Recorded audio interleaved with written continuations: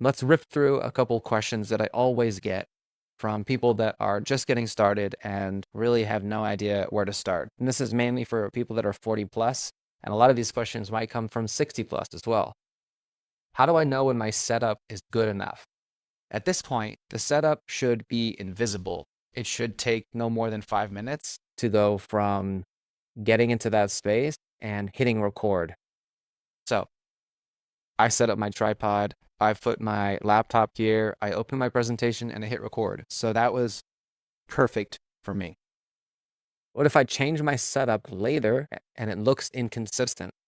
So this is a big one. You do want to have consistency throughout your channel. And it's okay that if over time you do change your environment, this is natural.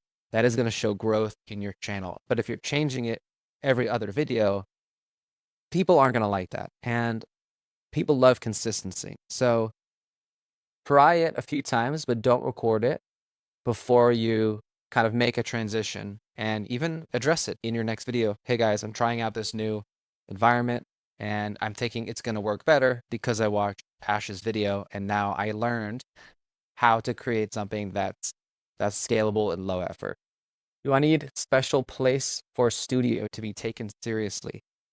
You guys know the answer to this question. It's definitely not. You do not need a special place. Although I will say, if you have an office, or if you have a room in your house, or if you even have an empty garage that can be kind of your space, and you have to negotiate that with your partner or your kid, if that's going to be your space, that is a special place. But don't go pay for a co-working space or an Airbnb to have your special space. And no, you don't need a studio at all. And of course, you will be taken seriously because you're providing insanely valuable content and skills and all the lessons of your life in your content. Do I need better gear before I start? Most likely no. With a caveat is that if you never have purchased a mic, purchase a mic because the audio is arguably more important than the video quality and the lighting. So get a good mic, decent mic. It doesn't have to be expensive. Don't go overboard. You can get a mic that sits on your desk here, just easy to set up. This is also easy to clip on, although I don't really like how it messes up your clothes a little bit, but don't go overboard. Don't go searching DSLR full frame mirrorless cameras that cost $4,000 to $6,000. Use your iPhone. Anything above an iPhone 11 will work. You're really just looking for 1080, 1920 by 1080 resolution. Anything under that, you might want to consider upgrading, but don't let that stop you from making at least one video. What if I want to walk and talk doing a selfie video? I would say if you've chosen to do an outdoor environment recording where you're speaking to the camera off cuff, you can kind of use a walk and talk as a short segment or transition in that video if you are going to take the user to another location. I wouldn't do the whole video as a walk and talk because all that movement of you walking and talking, it could get distracting. And you never know what will come up if you're doing a walk and talk. We wouldn't want you to be walking into the street and people start yelling at you, or God forbid, like you get hit by a car or something. So just be careful. This guy is doing a short walk and talk. In a previous clip, he was seated at a picnic bench explaining something. That was the intro to the video. So now he's taking us to the new location.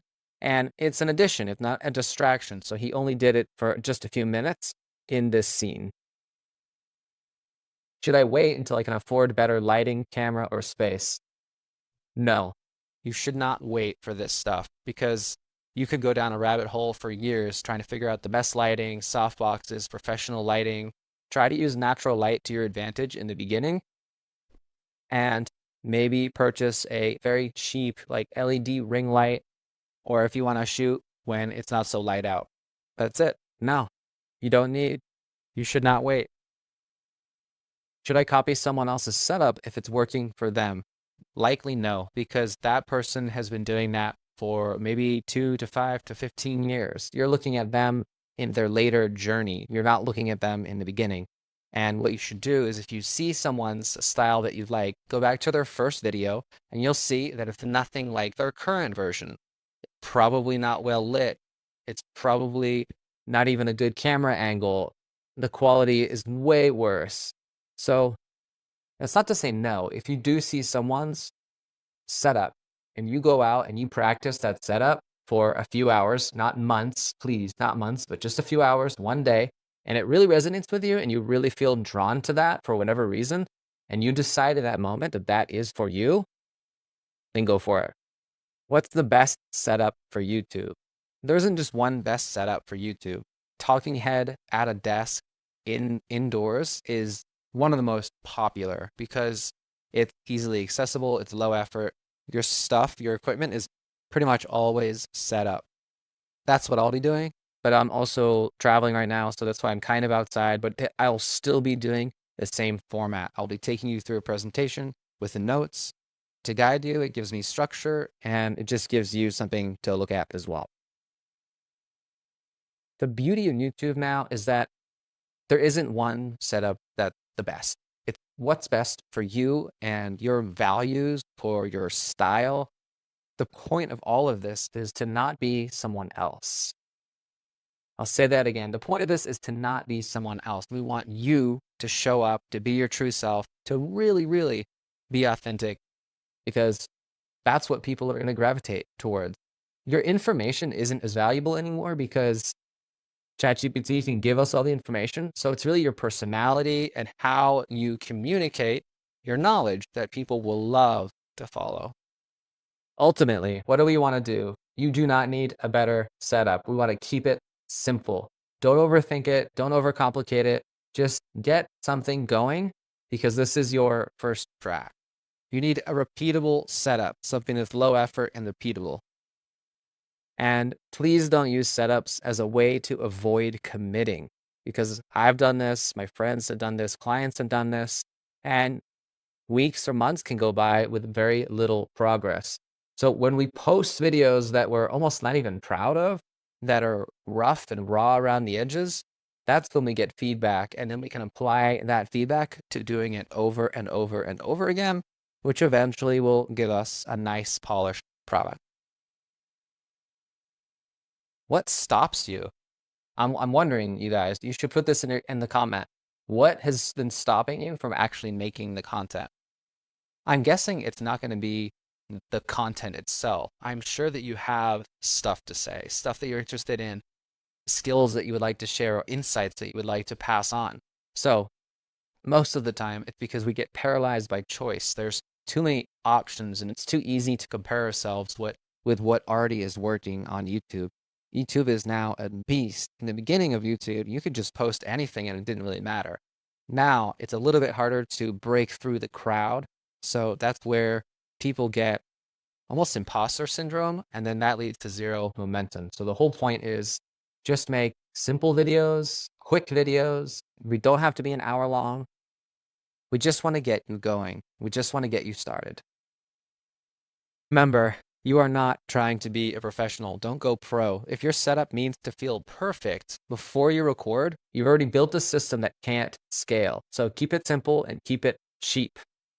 Everything will improve over time as you do the reps.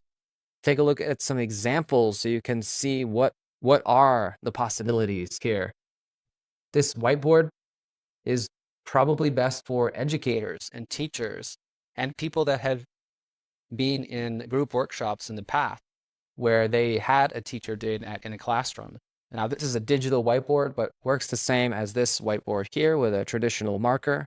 And you'll notice that both of these presenters are wearing completely different outfits. And that is awesome because this is the opportunity to connect to your audience, to be yourself, to repel the audience that wouldn't like this and to attract the audience that would like this. I love this guy's style because he is himself. He's not overly acting and trying to be someone else to impress us.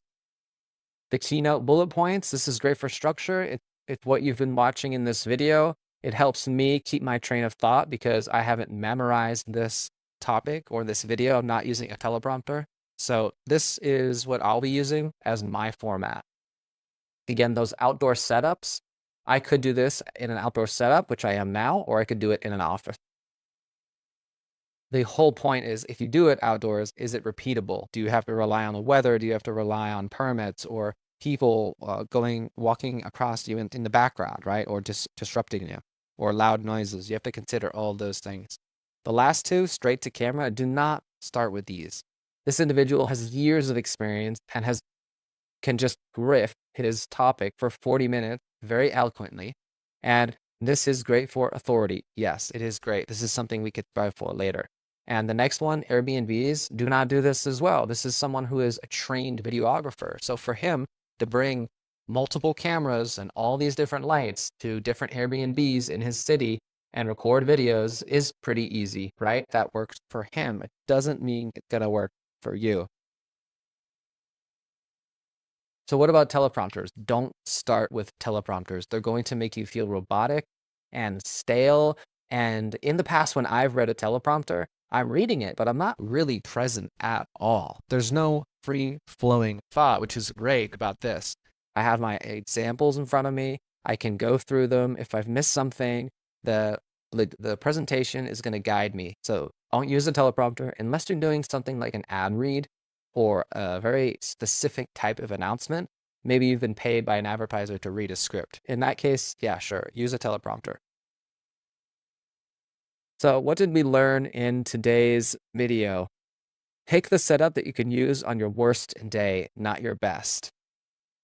It has to be scalable, it has to be easy and low effort. Your setup has to be authentic to you. This setup for me, I have my laptop on a table. I'm wearing my simple microphone here. I feel like I'm outside, so I'm enjoying this experience. And I have my phone on a simple tripod. There's nothing else here. All of this fits in my backpack, and it takes me a matter of 30 seconds to set up. So for me, this is perfect, and I enjoy it. Your setup should not impress the viewers, right? Your setup should not impress the viewers. We're not looking for virality and views. We're looking for a connection to the audience. We're looking to inspire and educate someone on a topic. And I hope you learned something in this video. If I get 3 views on this video, but all 3 people come to me and share the video and write how much they learned from it, for me, that's a huge win. And remember, last point, just start. This is your MVP. It will change over time, and that's okay.